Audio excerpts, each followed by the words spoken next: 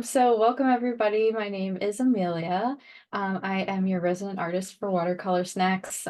So you've probably seen me posting in Mix or on our Instagram, sharing different tips and all kinds of fun stuff.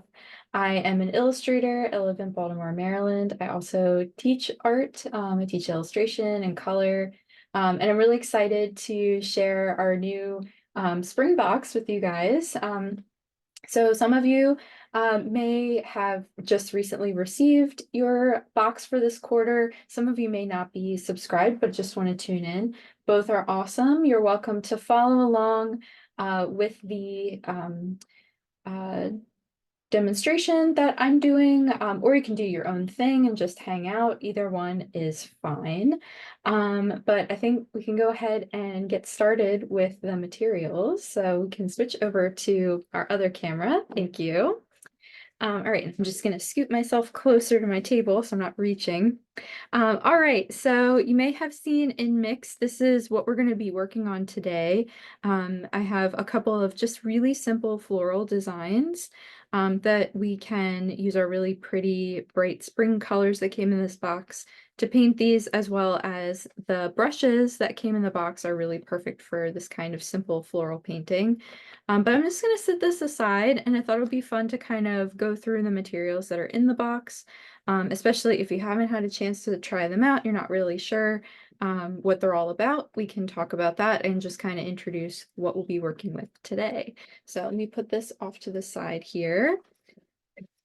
So hopefully you've had a chance to look through everything, but if not, you can go ahead and kind of open up the box and follow along. I'm going to set these aside and pull out our paper pad. So it comes with a paper pad.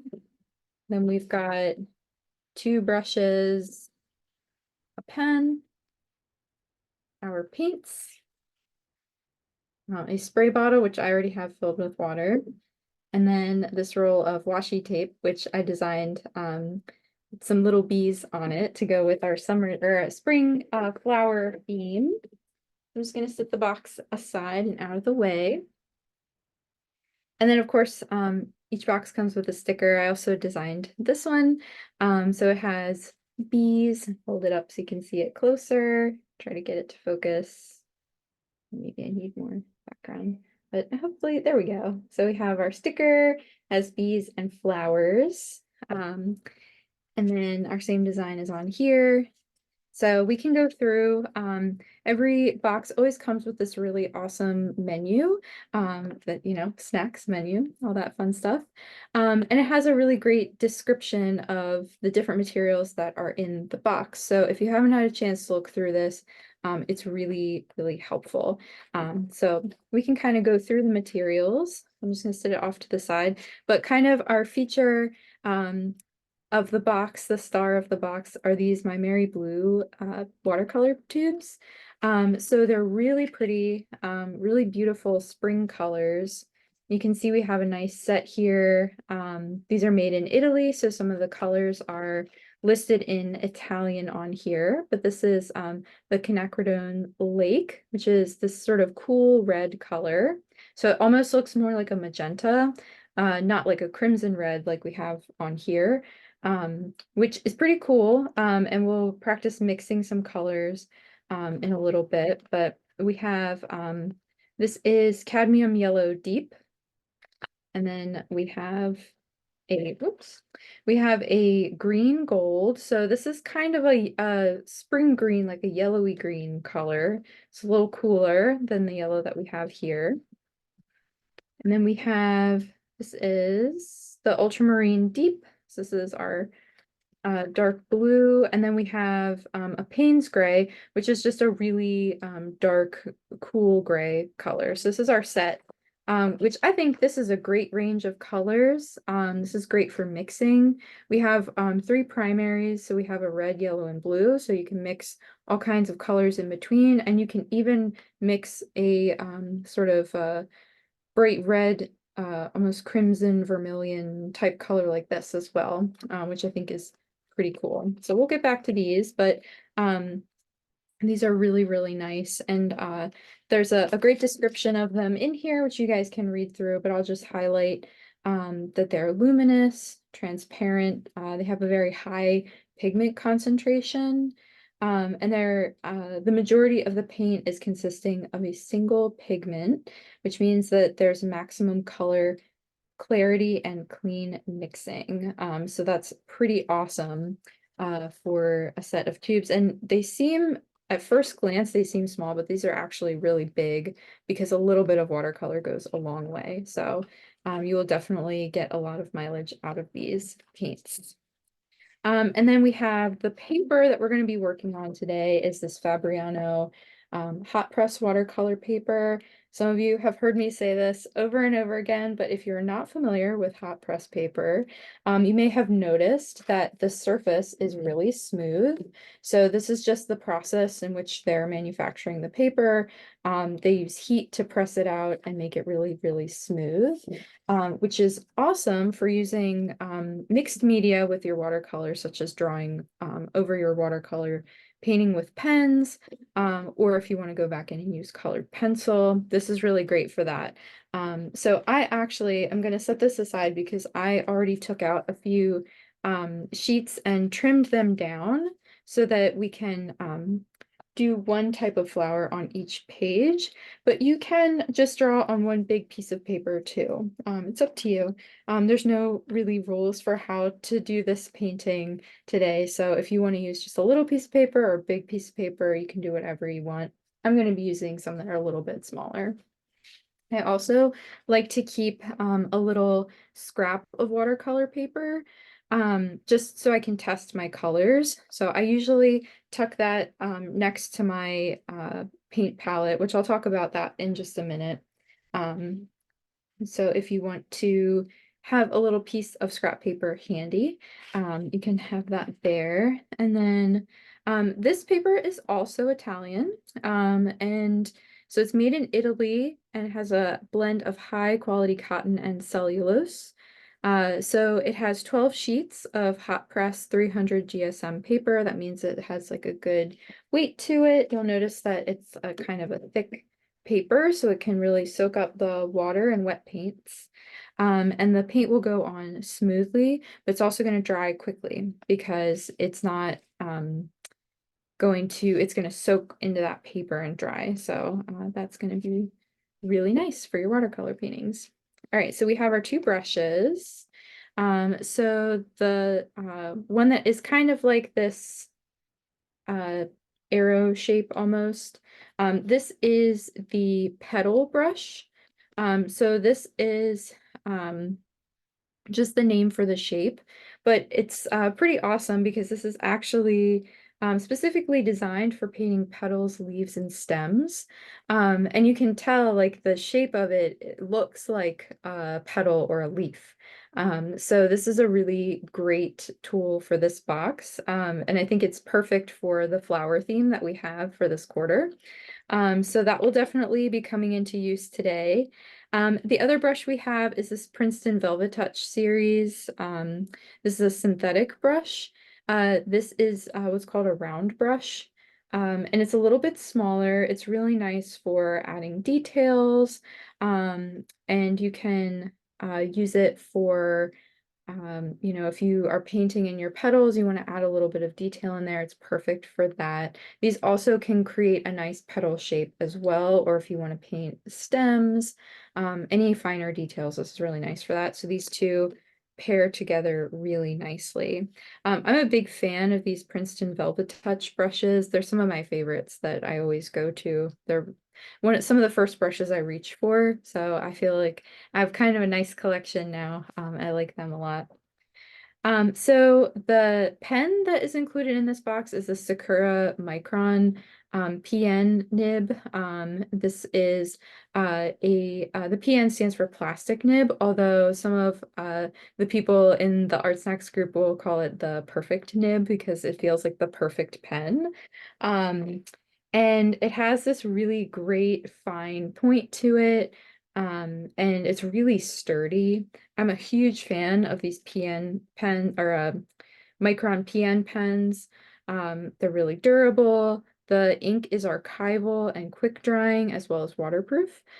So this is a really great tool if you want to go back and draw over top of your watercolor, or if you want to do a sketch beforehand. Just have to make sure it's dry all the way, and it works really nicely with watercolor. And then the washi tape. This is the one that I designed, but washi tape is a super handy tool to have in your watercolor kit, because you can create crisp borders, and it doesn't damage your paper. So you can put the tape down, it will block out the paint, and so if you want to have nice clean edges, this is great for that, and it won't rip your paper. And if you look at it closely, try to, it's a little hard to see because it's so light, but hopefully I'll try to get it to focus. You can see their little bees. Because of the spring, I also keep bees. So I've been very happy to see all the bees out in my garden, with the flowers by my house. So I was very happy to include some bees in the box. So that's the washi tape on there. And the last thing that came in the box that I want to talk about is this really awesome spray bottle. So you might be wondering what you might use a spray bottle for. There are a lot of really great uses. So you can use it to dampen your paper. So if you want to use a wet on wet brush technique, meaning your paper is wet and your paint on your brush is wet, then you can spray your paper. You can also get really interesting effects by spraying your paint that's already on the paper, to get it to spread out. So there's a lot that you can do with that. I also use it to reactivate the paints on my palette really often. So I mentioned I have a paint palette, which is really helpful when you're working with paints that are in tubes. So I just take the spray bottle, and you can reactivate watercolors even though they've dried. Because if you think about it, you work with watercolor paint pans. It's sort of the same idea. It's just that the paint has dried and is not wet in the tubes. So these spray bottles are awesome. I really, really like having these handy. Um, so yeah, so this is another great tool that came in the box. And Amelia, then we have a question in the chat. sure. Sorry to interrupt. No, sure, yeah. Joseph asks, do you have a rough idea how long to let the Sakura pen dry? That is a really good question. I feel like at least 30 minutes, if you want to be on the safe side, but you could always test on a piece of scrap paper. 30 minutes might be generous, in terms of how long you have to wait. You might not need that much time.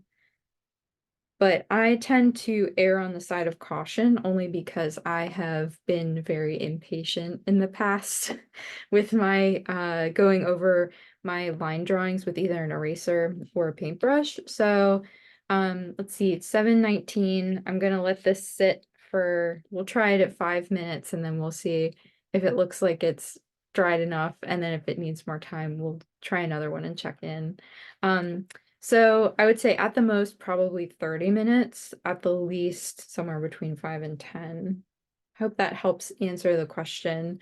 But we'll try it out and we'll do an experiment while we're working together. So hopefully that's helpful. And if you have other questions, please feel free to put them in the chat. And if I don't know the answer, we'll figure it out together. So um, just a couple other things to share that I have with me that you might like to have handy. I usually have at least 2 containers of water. One so that I always have clean water for my paints as I'm mixing them. And then another to actually rinse the excess paint off my brush without getting other colors into the water that I use to mix my paints. So I try to keep them together. I try to have 2 distinct different containers so that I don't accidentally mix them up in the wrong containers either. So that's something that can be helpful. But I will put a little more paint on my palette just to also demonstrate my process for how much paint to put on my palette. And I'm going to bring my camera down gently so that I'm not doing it too intensely, too quickly, just so that you can see a little closer up. So I need a little more of this green gold in here. So what I usually do is I will squeeze a little bit of paint out just to get it started. And then I wipe it across the surface of the palette well that I'm using. I feel like this is a pretty good amount to start with. Let me hold it up a little closer so you can see. So you can see it's not much. I mean, it's roughly the size of my thumbnail with a little bit of paint that's kind of piled up on the at the top of the ridge there. Um, and I think that that is a good amount to start with because, you know, you're adding water to it. So you don't want to add too much. Um, because that will, then you'll have a lot of paint. And like I said, it can reactivate with water. So if it dries out, it's not a big deal. But I try not to use too much because I don't want to waste my paints if you know, I wanted to use it to mix with later, or if I wanted to specifically work with paint that's wet and not dry. So I try to be mindful of how much paint I'm using. And I will typically put paint in the wells and try to keep that as just the just where the pure color is going to go. And then I try to mix in either the wells or, you know, if I have another tray or uh, paint palette or something like that, I can use that to mix my colors. But I try not to mix the colors in the wells so that I can add more paint from my paint tube without making too much of a mess of the colors. So that's just how I have learned to work in a way that works for me. But you'll find your own way, especially as you practice uh, with, you know, getting your paint set up and finding what's most comfortable for you as you work on things. Okay, so I thought it might be fun just to kind of swatch out the colors a little bit and spend a little time practicing with our brushes and practicing some brush strokes. Um, so, and actually, so 7:19 is when we put the line of ink down. It's been almost 10 minutes. Not quite. It's been almost 5 minutes. It's been 5 minutes now. So let's get a little bit of paint and let's just see. Okay, that looks pretty good. So I think 5 minutes is probably a safe amount of time to let the ink dry. Now, I will say if you have um, maybe used a lot of ink in one area like that and filled in a spot, that might take a little longer just because there's more ink. Um, so maybe not instantly after you put the ink onto the paper. I do feel like that lifted up a little bit, but so I way overshot when I said 30 minutes. 5 minutes is plenty of time. This is why experiments are good. Um, Also, my sense of time is not great. I don't really have that innate ability to sense how much time has passed. I feel like do other artists have that problem too? I don't know. I'm like, how long has it been? 5 minutes, an hour? Sometimes it's hard to tell. Okay, so let me show you. We can swatch out some colors and just practice using our paintbrushes and getting some different brush strokes. But something that I learned that I thought was pretty cool is I always thought that with primary colors, you had to have like a really bright red, not like this pinky red, like you had to have like bright tomato red. and that color could not be mixed, and that you had to have that shade of red, that, and then a bright yellow and a bright blue. But recently, I mentioned I've been teaching color, that has caused me to also learn more about color. And I learned that you can actually mix this color. A little fly friend, excuse me. So you can actually mix this color, and right now it looks orange, but if you add a little more of the pink and kind of go back and forth between adding a little bit of yellow and that quinacridone lake color, still looks a little orangey, but you can actually mix that bright shade of red, and that really, I feel like I was so shocked by that. I had to see it to understand it, and I was like, "Oh, wow." So I just have thought that that is really cool. I've been kind of amazed by it since I learned that. That's why I was so excited when I saw the colors in this palette, because you've got those shades of red, yellow, blue that you actually, I feel like, have more of a range of colors than if you had started with this shade of red. Because you can mix this red, but it's hard to create this sort of like pink magenta color. So I just think that's pretty cool and really exciting about this particular set of colors. So I have my petal brush, and you can see we've got, it's wider and flat at the bottom, and it comes to a point. So you can, if you start at the point and then press down and pull it a little bit, you can see we have this petal shape. I'm going to bring my camera even closer since we're working small. Let me just move a couple things out of the way, so I can really show you how it looks when I'm pressing down the brush. And just practicing this, I think, is really good. And you can practice overlapping a little bit, but you can already start to see how this is creating that petal shape. It also looks like leaves. So we'll switch colors. And oh, and let me show you, because this is out of my screen, but when I'm changing colors on my brush, in my cup that I use to clean my brush, I swirl it around a little bit, not, I just kind of gently. And then I keep my paper towel tucked under my palette so that I can gently sort of dry off my brush and just make sure that all of the previous colors off of my brush before I start a new one.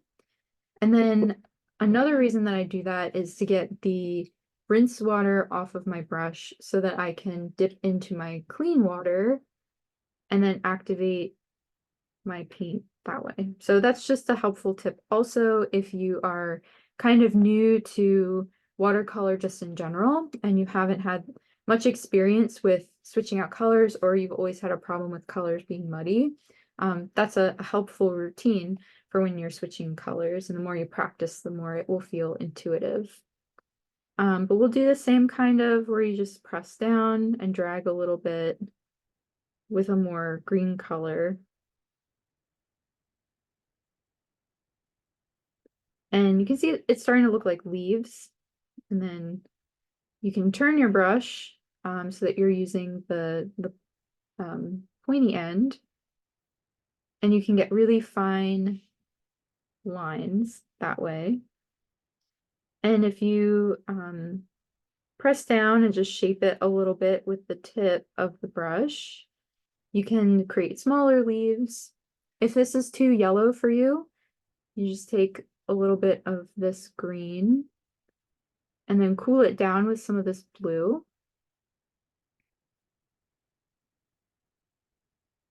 I think I grabbed a little too much. Put more of that in. And the trick is to just kind of add a little bit of each color until you feel happy with the mixture. And then you can see now we have a much cooler green. So, and it's also a little bit darker. So now you see you can add a little variation in your greens. So you could have yellow, then you have this kind of yellow green, and you add a little blue and you have a darker green. And then if you want an even darker one, you can grab a little bit of the Payne's Gray and mix that in. Just a little bit. And then that's just a little bit darker even. So you see what I mean about how there's a really nice range of colors here. So, you know, you don't always have to use the color that comes right out of the tube. You can mix your colors and customize them and play around with how the colors interact so that you get the range that you want. So I just think that's really cool. So those are some of the marks that you can make with your petal brush, and sometimes I'll kind of shape it back after I'm done painting with it. But we can also practice a little bit using the round brush. So I typically don't take a totally dry brush and dip it into paint first. I will just dip it into clean water and then start with a wet brush. Even if my mixture is still wet, I feel like that kind of it's kind of like when you, I guess if you wash your hair, like I feel like when your hair is wet, it's more absorbent than when it's initially dry. So I just feel like that makes sense to me to start with a wet brush, and it also will activate any paint that is maybe dry on your palette. But I'm gonna mix up a purple color. I already kind of have some here, but I'm just gonna take some of that blue, a little bit of the magenta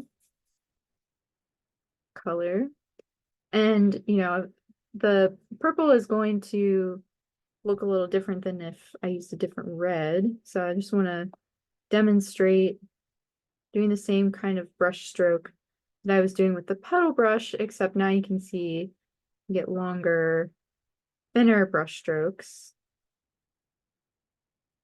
And you have a little more control, so you could do some drawing with this. But let me also just show you, if I scoop up a little bit of this red, how it'll change the color.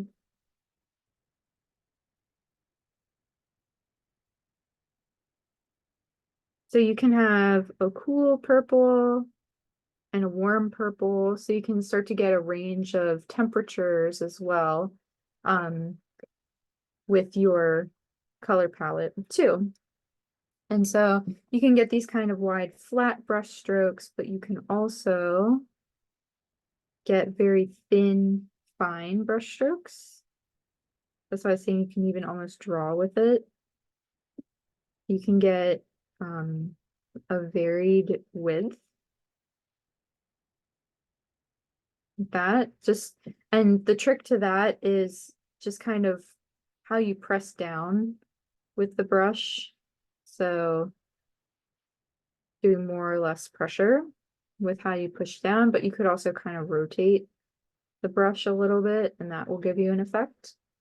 But yeah, so those are some really basic brush strokes. And if you're following along, feel free to keep practicing these, but these are all some of the brush strokes that I'm going to be using when demonstrating how to paint the flowers from this example. So we have 3 different types of flowers here. I didn't really have anything specific in mind, but I do feel like these are a little bit like buttercups. These are a little bit like violets, and these are a little bit like forget-me-nots, but not really like true to the actual flower. It's just kind of inspired by that. So we can try out these different flower shapes using our brushes. So I'm going to zoom us back out just a little bit so I have a little more room to show you how to paint some flowers.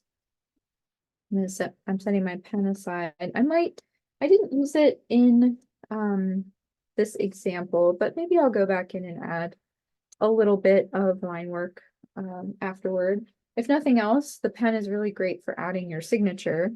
So that is also really handy tool for that. So I am going to just kind of typically will work a little bit at an angle just because that's how my hand is oriented on the table here. So let's start out with, I really like that nice bright yellow to start with. So I think I'm going to go ahead and start with that. Now, again, if you're new to using watercolors and maybe you haven't quite mastered the way to, where did my little script take go? Oh, I set it down over here. If you haven't quite mastered how much water to paint ratio to add, it's okay. It's just another thing that takes some practice. I tend to try to have it not terribly thick, because if it's too thick, it won't really glide onto the paper easily. But I also don't want it too watery, because then it's going to look really light. So you kind of want to get it somewhere in the middle, where a good test is when you are kind of dragging your brush through the paint. If it kind of fills back in quickly, but you can't see, like you can't really see through to the bottom of the well of paint when it fills back in, then I think you're in good shape. So what I mean by that is when I drag my brush through the paint fills in that trail pretty quickly. But I'm not, it's thick enough that I can't see through to the other side when it is filled in. So hopefully that makes sense. But I feel like that's kind of a good way to interpret your mixture of paint, if that's kind of somewhere in between being not too watery, but also not too thick. So you want to kind of be somewhere in the middle. And that's going to vary also, because you might want it to be a little more watery if you want it to be thinner. But if you want it a more intense coverage of paint, you're going to want more paint on there. So it's kind of an art. Not, I mean, I know this is art because we're painting, but I mean, it's an art to figure out how to mix your watercolor, and that will just come through practice. So definitely keep practicing and finding out what mixture feels right for you, but hopefully my description helps you kind of get a sense of where to start. Okay, so we practiced our brush strokes on here, where just kind of start with the tip and then press down. So I'm going to do that. And I am going to kind of try to cluster 3 of these together. Like that. And then you can connect the bottom. So you'll get this kind of little pointy shape up at the top, and then it'll be round at the bottom. And you can, if you want, you can kind of fill it in at the bottom to make it bigger if you want different sizes. So if you don't want it to all be the same small size, you can just add and build. That. And maybe I'll have like a really big one at the bottom.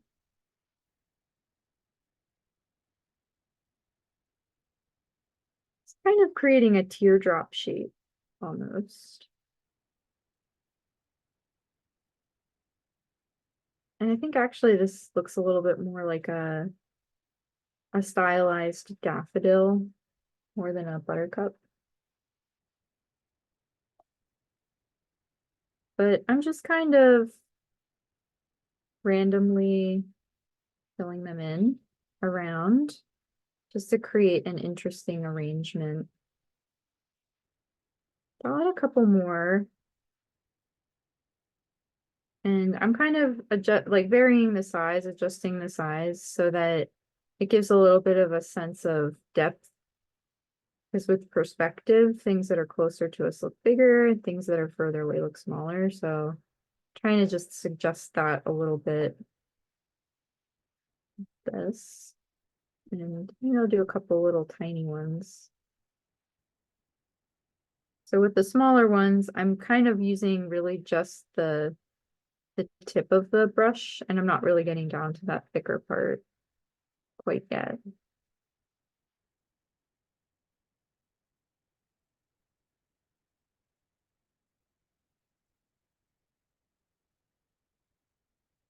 Okay. Now before all of these dry, I'm going to take a little bit of this red here, just a little bit, and I'm going to kind of at the bottom here spill in a little bit. Now it's not going to spread as much if it's already starting to dry. So that one, it's not doing it as much, but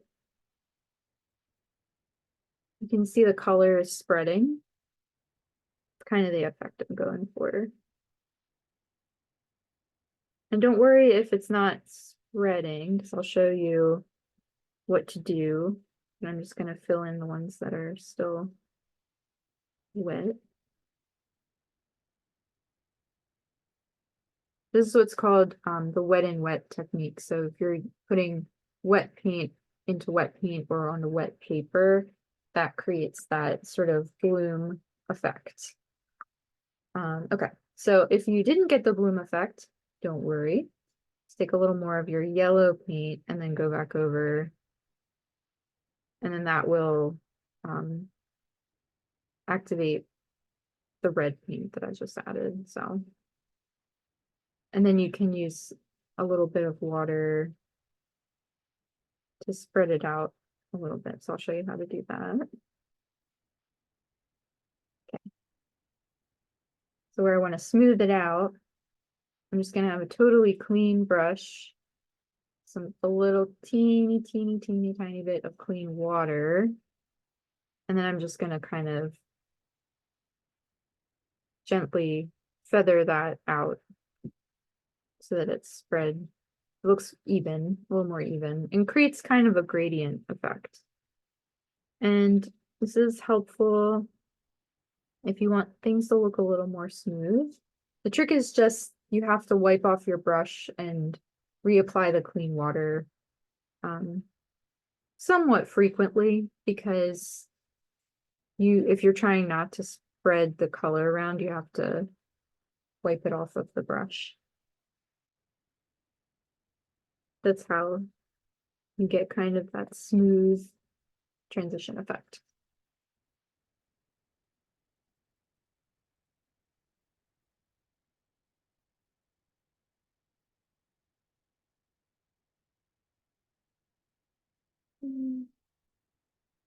I'll do that with all of these.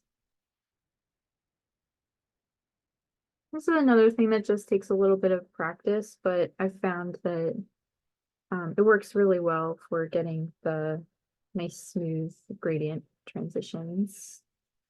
And it's pretty simple.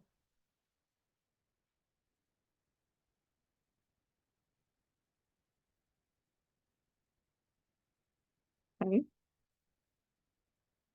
All right, so now we have a couple of really easy buttercup shapes or tulip shapes.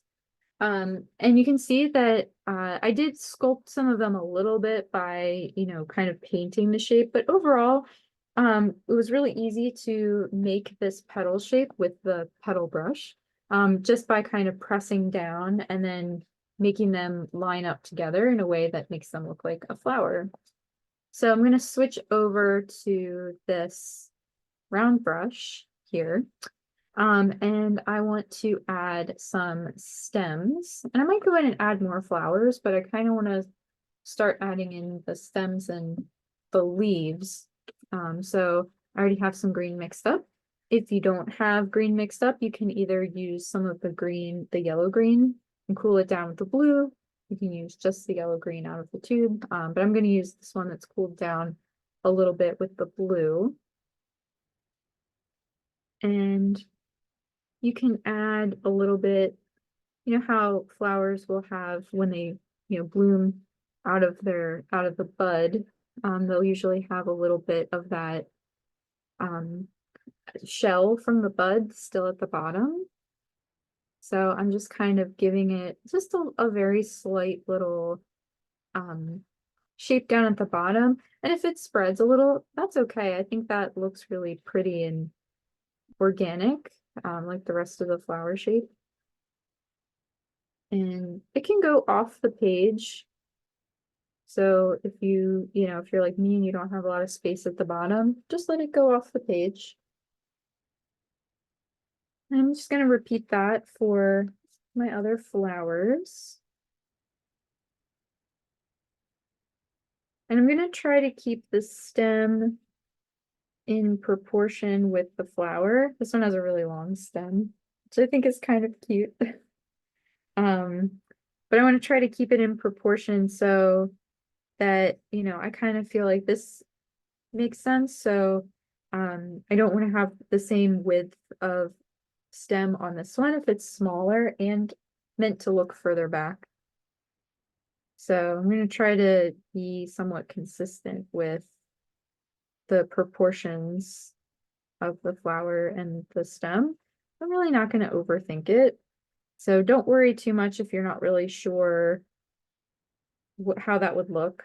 Just kind of work intuitively, instinctively, what feels right.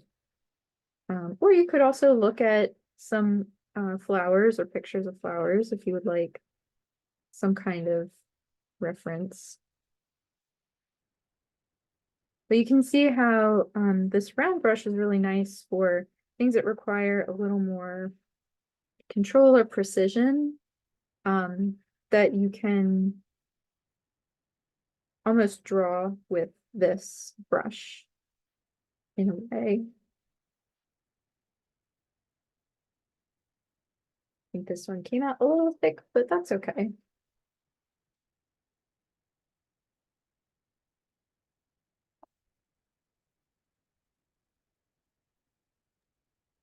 Hey, Amelia, this is Lee. It's looking Hey, great.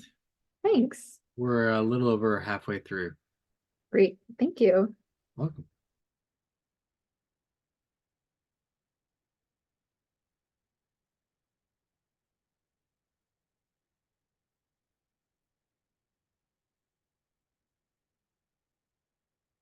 Now, I'm kind of thinking about how these flowers might be overlapping in the background. So I have some of them that maybe they're going behind other flowers. So you can see how some of these are crossing like that.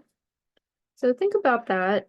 And again, this is kind of like, I don't really have any particular reference or thing that I'm looking at. I'm just kind of making it up and remembering, the flowers that I saw on my walk today or, out in the garden in the past. So, you can use your memory too if you're not quite sure. Or you can make something up. It could be like a alien flower from another planet if you want to do that too.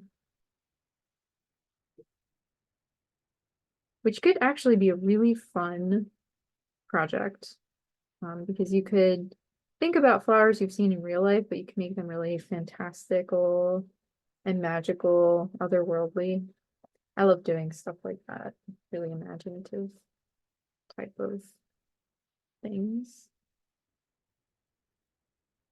So I'm just mixing up a little bit more my green, so I'm running out.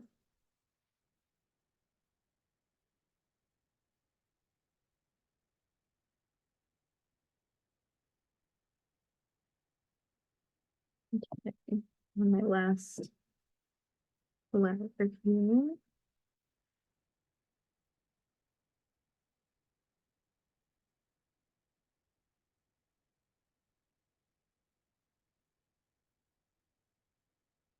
Okay, so I have my stems, my flowers.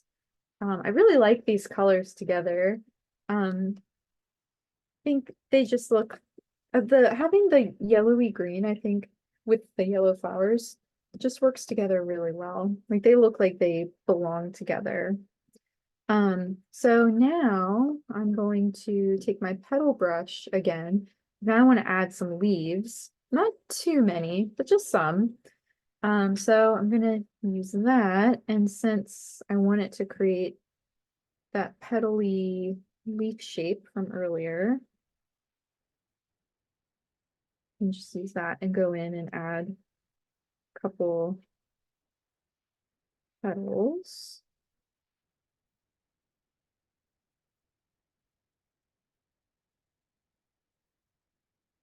And some of them, if you want them to be smaller, you might have to use the pointy part of the brush.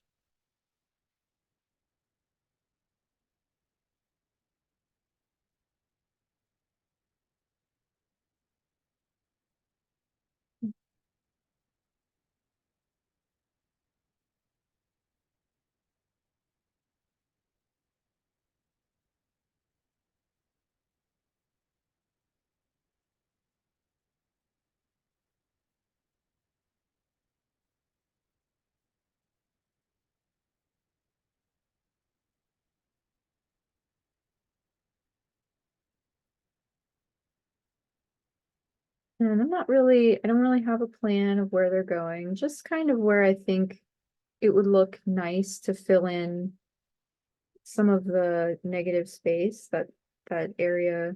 It's not being really activated by anything, but feels like it needs something.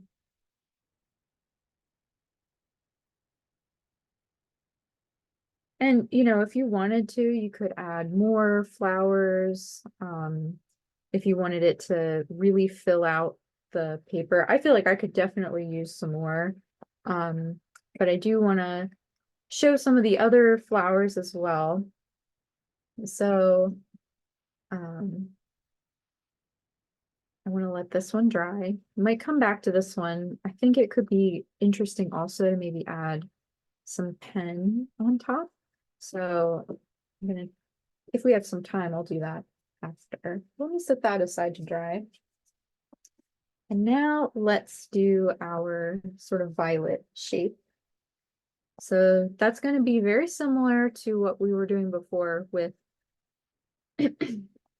our yellow flower, where we had, I did 3, but you could even do more. You could do 4 or 5 um, petals on your flower. But this one I'm doing 4 specifically, and I'm kind of doing them almost in an X shape like that. So for this, I want to mix up some more purple. And I'm going to move this out of the way. I'm going to spritz my palette a little more because it feels like they're drying out. So this is a really, like I said, I love having these around. It's so nice to be able to get my palette reactivated without trying to constantly be getting my brush and trying to get all of them, stirred back in with water. It's just really, really handy.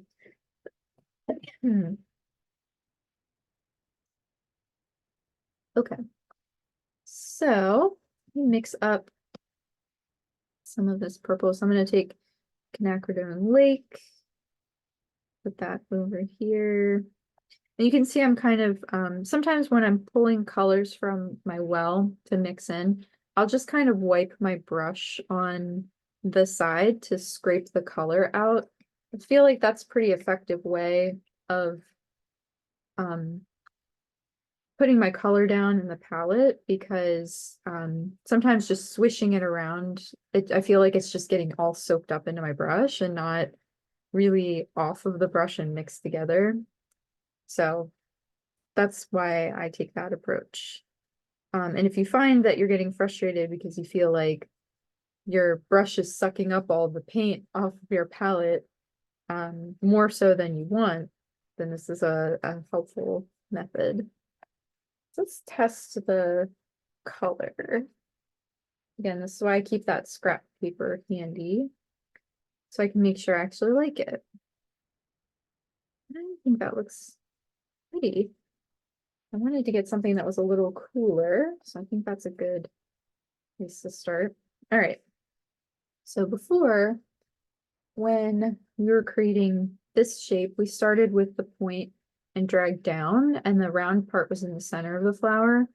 But now we want the round part to be the outside part of the flower. So we want to kind of figure out where the center of our flower is going to be first, and then pull the brush out that way.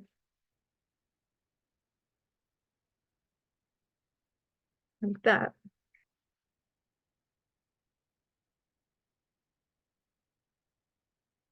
And mine's not perfect, but it's okay. You just kind of keep practicing until you get it to look how you want. And then you can take, before it dries, take your round brush and maybe take a little bit of, could do this quinacridone red or blue, whatever color you want. And then I'm just kind of dabbing some color into the center just to give, sometimes flowers have different colors in the center of them. I kind of want that effect with this one. I'm gonna try this time not overlapping them quite so much. And you can rotate your paper around also. And that will help, I think, give it a little more definition. I think my first one was just all too close together.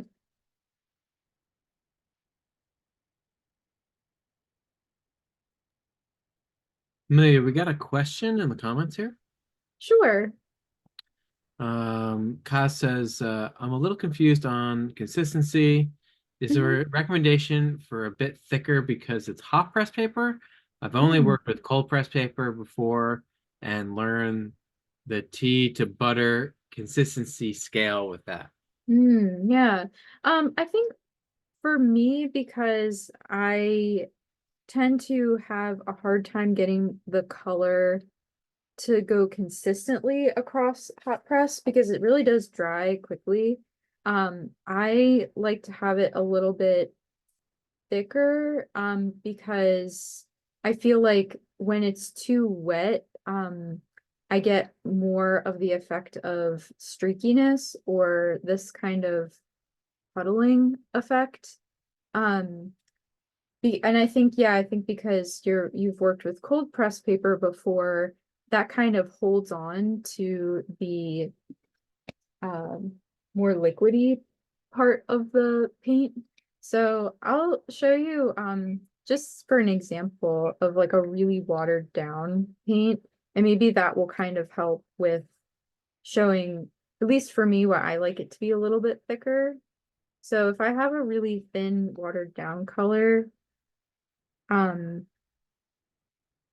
it will go on fine, but I have a little bit of a harder time personally getting it to spread evenly. And I found that sometimes for me it's a little streakier. So when I work with it more to be a little more thick, to where I can't necessarily see the bottom of the watercolor. It depends. I mean, I guess maybe I'm thinking a little more in terms of how you would mix gouache paint, which is where you want that to be a little bit more thicker. Um, but when I have a little more paint to work with, I feel like it's a little easier for me to spread the paint. I hope that answers your question. Let me know if you need more clarification or um if I can explain it in a different way that might be better. Um, but yeah, I found that I also like it to be a little thicker, um, just to get more intense color also. So I hope that helps, but let me know if it's still confusing.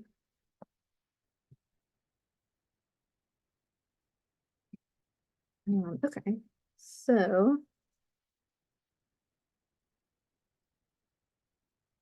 oh, good. Okay, I'm glad. Sorry, Lee. I saw the response that answered that. So No Good. worries. I'm glad we could help. Yeah, definitely. So, but I guess that's a really good point to bring up, that there's not really one consistency that will always work for watercolor because um you change its, how light or dark it is by how watered down it is. So that was a really good question because, it really depends on a lot of factors. It could depend on the paint itself. Some paints are a little more opaque than others. Some paints are more transparent than others. It really also even can vary from pigment to pigment. So I think that was a really good question that I'm glad you asked. Thank you. Oops. I got a little bit of watercolor on my paper. That happens, just dab it up. That's yeah, I've found also that these my Mary paints are really, really nice in terms of their vibrancy. I mentioned that they have a single pigment in them. So that means that the colors are really going to be really vibrant when you paint with them, which is really nice. I find that they're a pretty full-bodied paint in general, which means they're pretty thick, which I think is nice. In terms of a watercolor paint, um, I've worked with some watercolor paints in the past that have been really thin, even before adding a lot of water to them. And I feel like these are really nice because they're just really nice thick paints. They're really, really nice quality. Feel fancy using them. This is like your Italian springtime. Yes, I know. I have the Italian paints and the Italian paper. Feel like I'm in a villa, painting a garden or something. It's very cool. Now we needed some Italian wines. Yes, exactly. Well, this is almost the color of wine. So I think that's as close as we're gonna get.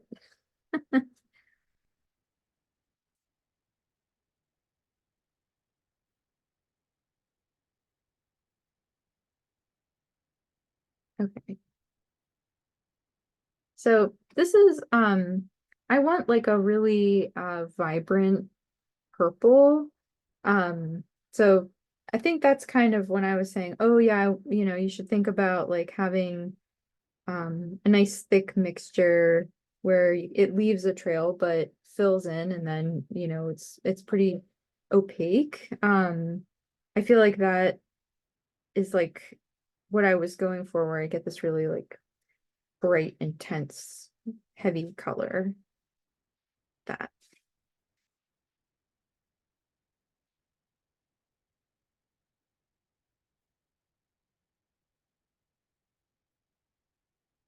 And then I'm just gonna do a couple little ones.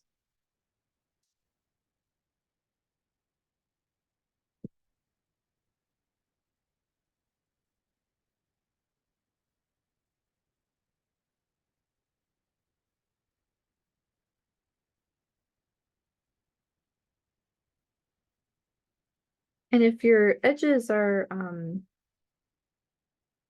kind of rough, you can just fill them in with the tip of the brush, or you can leave them kind of organically uh rough. And I'm gonna go over some of these again because this is where my paint was a little bit thinner and it pooled in some areas, um that I don't love how that kind of came out. So I'm gonna go over it again.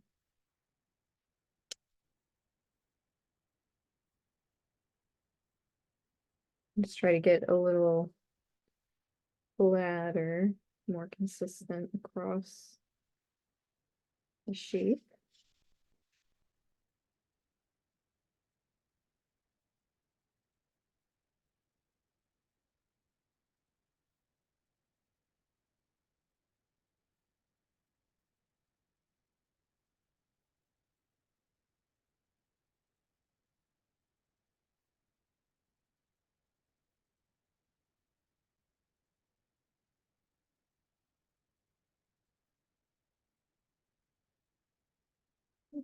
Okay. And, you know, I'm just doing the four because I'm kind of thinking of a little bit of a violet type of shape, but you could add as many petals as you like. Um, and I think you could have some really interesting flowers with more petals. Maybe it's varying.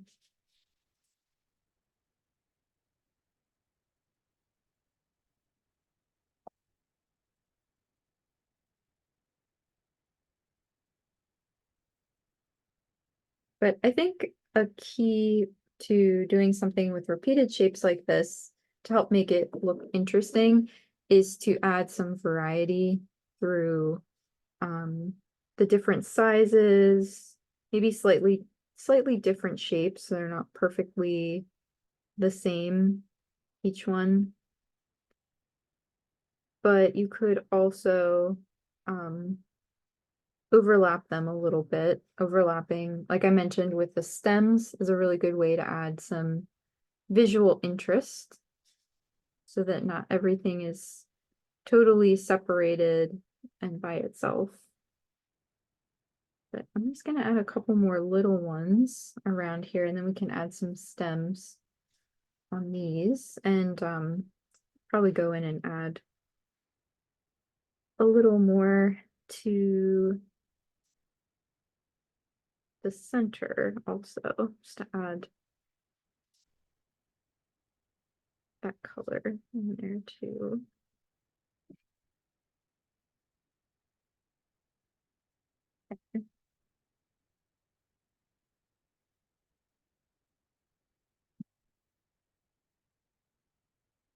So you can see the brush will get a little bit, the hair will get a little frazzled, so I like to just reshape a little so that it can dry back into the petal shape.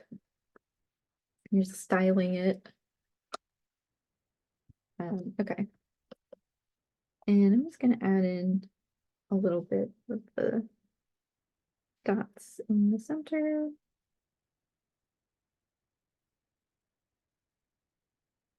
Even if not all my petals are touching.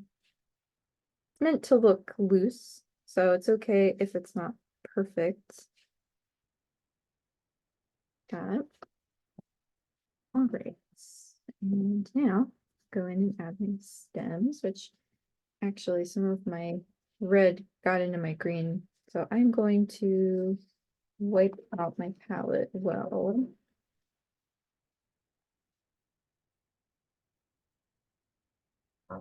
So whenever I have a color in here that I don't want anymore, I just take a damp paper towel or get the palette and the paint wet and then just wipe it out like this. You could also wash it out, but I want the other colors and paints that are in here, so it's just the easy fix if you have to start over for any reason.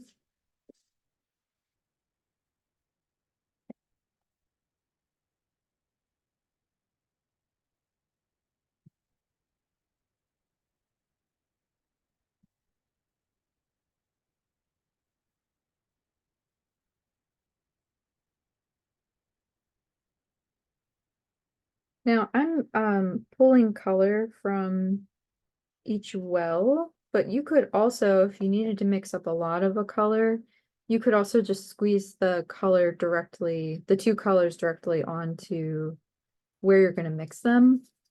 And then you don't have to, you know, go back and forth. The only downside is that if you add too much of one color, then you have to add more of the other color, and you can run through your paints more quickly that way.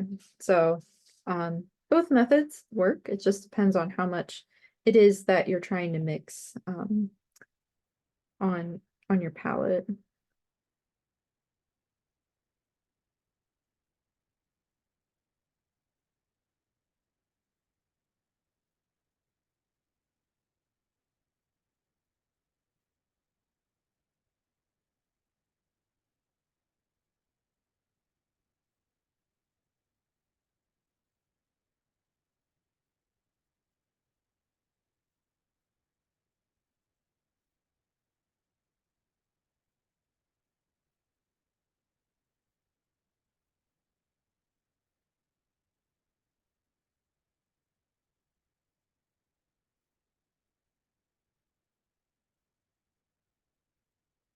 So again, I'm using my fine round brush for my stems because I want these to be more fine and delicate.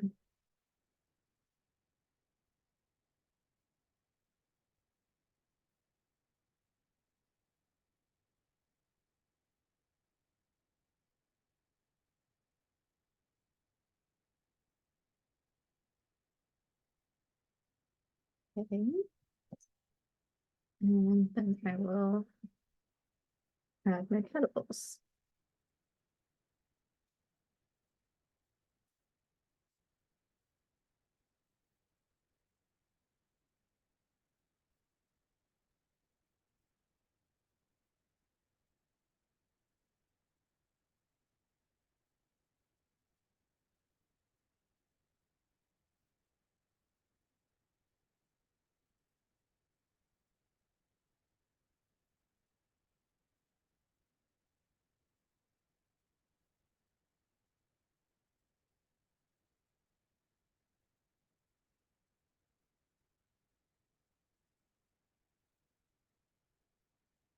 I'm finding that I need to kind of go against some of my instincts to start from the bottom and go up, because my hand naturally wants to rotate that way, but I'm trying to keep the leaves rounder at the bottom.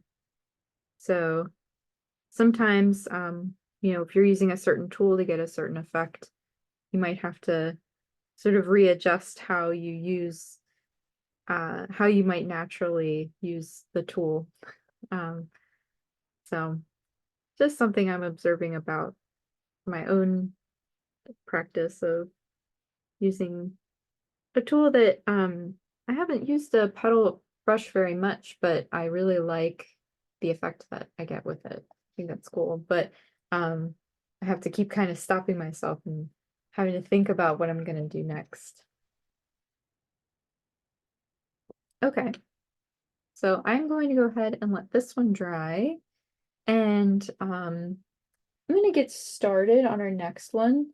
Um, and then keep working through for a little bit. And then if anybody is interested in sharing, we can do that in a little while. But I'm going to get started on this. And at this point, it's really using the same sort of pedal brush technique that we were using before, except now rather than having the 4 petals, I'm just going to have the 3.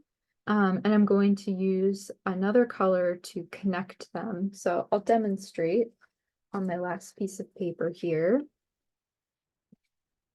So, and this time I'm going to just going to use this blue straight from the tube. I don't think I'm going to mix anything with it. I don't want too much on my brush because it's going to be dark.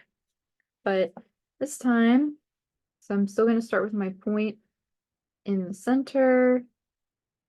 And then I want it to be really round. The bottom of the shape. I guess this is the top. And I don't want them to quite connect.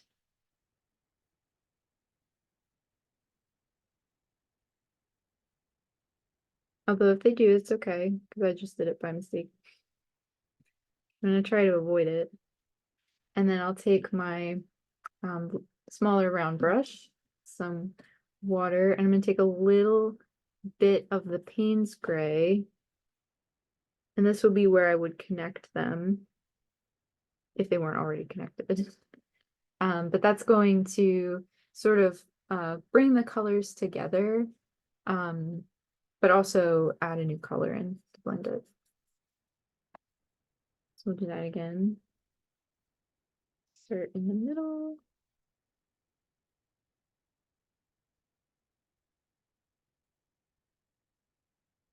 And I'm kind of shaping them to be a little bigger and rounder on the ends.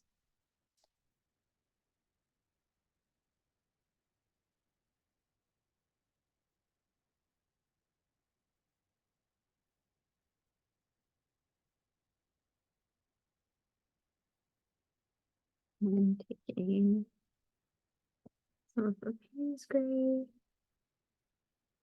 and connect them.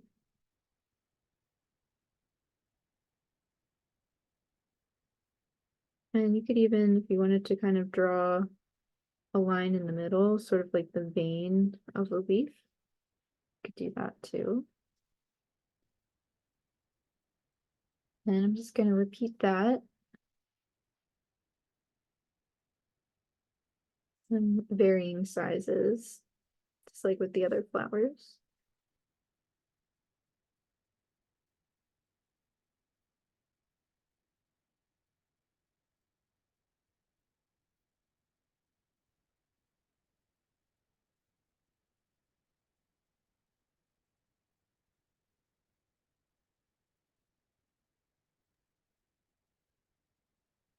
Amelia, this is Lee. Hey, Might be a good time to see if anyone wanted to share or ask sure, questions, um, definitely. or share while they ask questions, or just share. Yeah, I would love that. So if you're watching, thank you for sticking with us. We got about 10 or so people, 10 to 12 people here. If anyone wants to share what they're working on, feel free to turn on your video and raise your hand, or if you're familiar with the Zoom function to virtually raise your hand, you can do that as well, and I'll take a look and see if we have anyone that wants to share.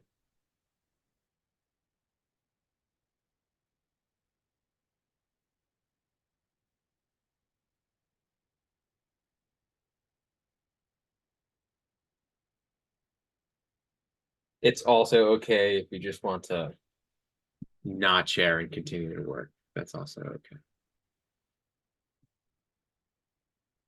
Yeah, and if you are still working on something and you would like to share it later after you feel like it's a little more finished, you can post in Mix. And then, we can all take a look and comment on it. And so I always enjoy seeing people post in there also. So that is another option for you.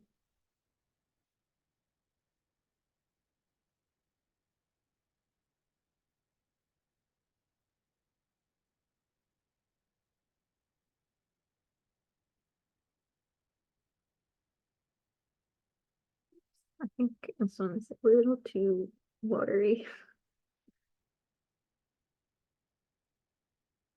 All right, just have to let this one dry.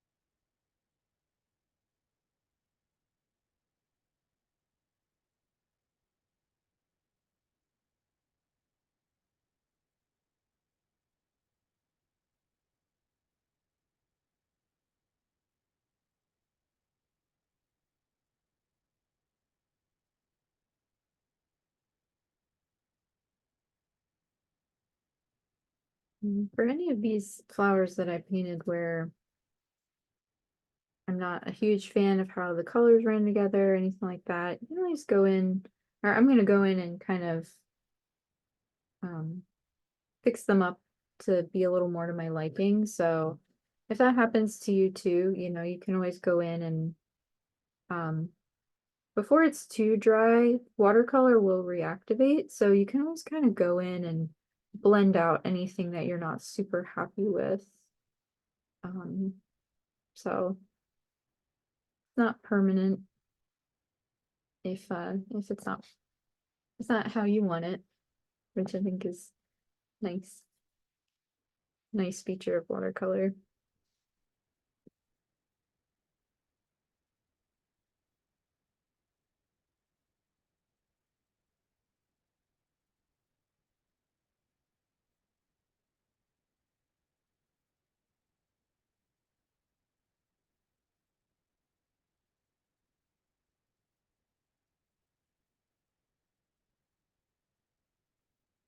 I can hear crickets outside, which I'm happy about because I like the sound of crickets.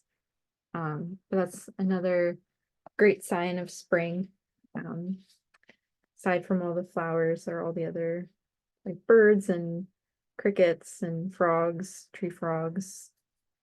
So I always enjoy when I can hear them again. Oh, and we'll have lots of cicadas where I live. So that will be coming soon. It'll be very noisy.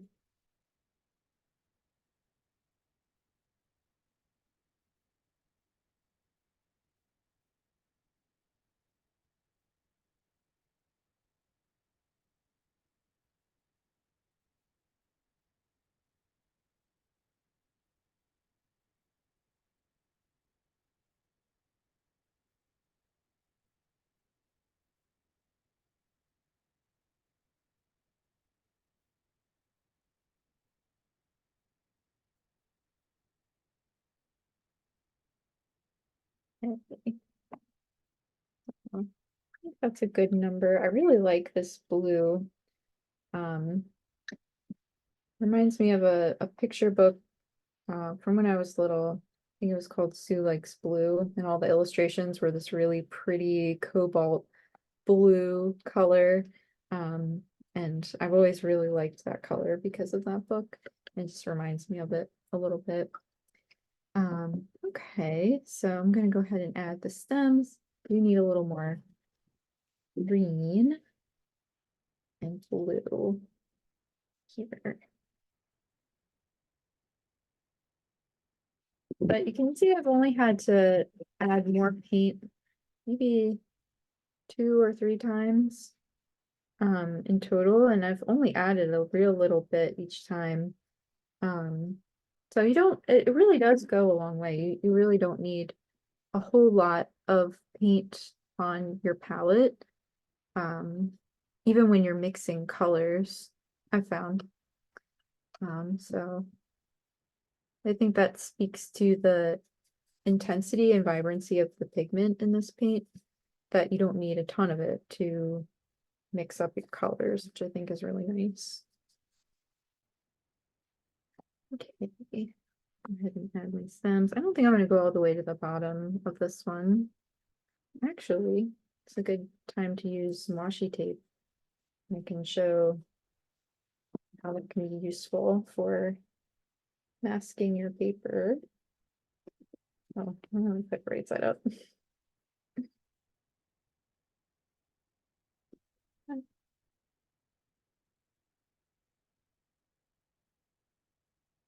So if you are making a decision like I just made, where kind of want to end at a certain point and have it be consistent, you can use washi tape for that. And then you can just you don't have to think about it too much. It'll stop for you where the tape begins.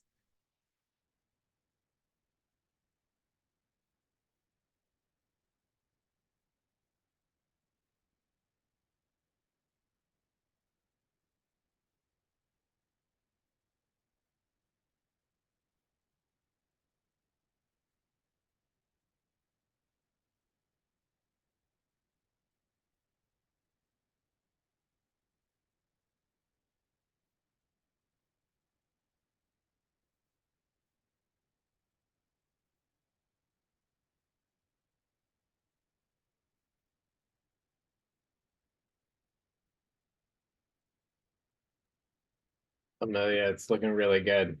Thanks. Um, it's late here, and my daughter came down and was like, "You're watching. I want to draw. I want to paint." Oh, So she's working on it. She's not painting, but she is drawing flowers. So oh, that's wonderful.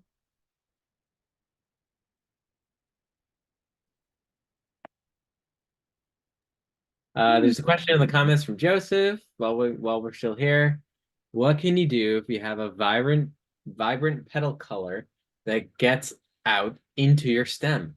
Mm, that is a really good question. So you mean if you have like a very vibrant, like let's just say this magenta quinacridone color, and it has kind of spread into um your stem. So if that happens, let me demonstrate on a scrap piece of paper so I can kind of show you. So if it's still wet, let's just put some marks down really quick. If it's still wet, something you can do is, so if it is kind of doing this thing where it's starting to blend into the other color, if you take a paper towel, I usually will kind of wrap it around my finger so that I have a little more control. You can kind of dab up the color and dry it a little, and that will keep it from blending too much. Um, that will kind of stop it. But if it's already started to dry and you can't really blend or pick up the color with a paper towel, what you can do is take a brush with clean water, a clean brush, and you can kind of start to erase out the color a little bit, and you'll have to pretty consistently clean off your brush by wiping it off, but you can start to lighten and almost erase out the color that way. You'll just have to kind of blend out, because you can see when I did that, it started to create a mark. So you just kind of have to blend it back out and then take a little more of your color and very gently start to fill in a little bit to correct the area that got the other color into it. So I hope that is helpful for you. Let me know if you need me to explain it a little more. But I found that when if my colors accidentally blend, if I can catch it with a paper towel, just kind of dabbing up the color to stop it from flowing across the paper helps. But if I don't notice it until maybe it's too late, then that's when I will try to go in with a wet brush and clean water and try to erase out as much as I can, and then try to touch it up with the same colors just to soften and blend them back to where I want them to be. And I'll try to do it one color at a time so that they don't blend again. So hope that helps. It's something like a lot of things, it takes some practice, but you'll definitely get the hang of it the more you practice it. Great, love that. So I Yeah. think we're pretty close to the end of the session. So if Okay. you wanna maybe do an overview of what you worked on, that'd be awesome. Sure, definitely. So we have our three different flower types. I'm just gonna bring our camera out just a touch so I can spread them out. So we have our three flower types that we painted on here using our um, petal brush and our round brush. So you can see you can get some nice variety just by varying these brush strokes, which is really great. And we, went over a couple of different ways that you can use the brush to create petal shapes, leaf shapes, and some color blending as well. So I hope that you guys enjoyed getting a chance to break into the new box. I'm really looking forward to um, exploring more paintings of flowers and other techniques that we can do with these paints and materials. Please share your work in Mix and also to Instagram if you're on Instagram. And you can tag us with at WatercolorSnacks or hashtag WatercolorSnacks. I'm always looking for stuff that I can share. So thank you guys. Awesome, thanks so much.